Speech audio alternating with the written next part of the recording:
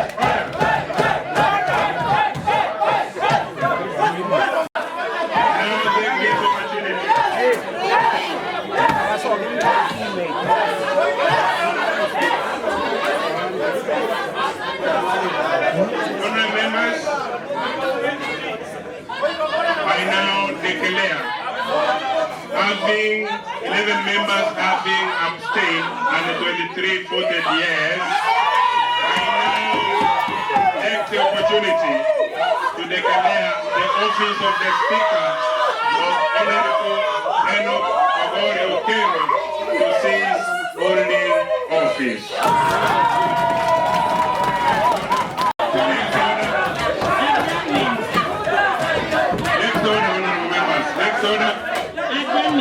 All the honorable members, any disorderly conduct in this house will result to grievous punishment. Order. Always exercise your powers by 40. Honorable members, resume your seat. Next order.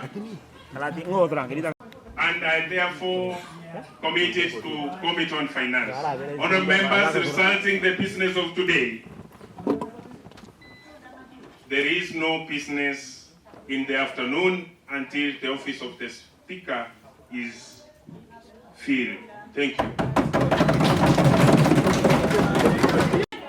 The order, honorable members, the House stands adjourned until the office of the Speaker of Nyamira County Assembly is filled. Thank you.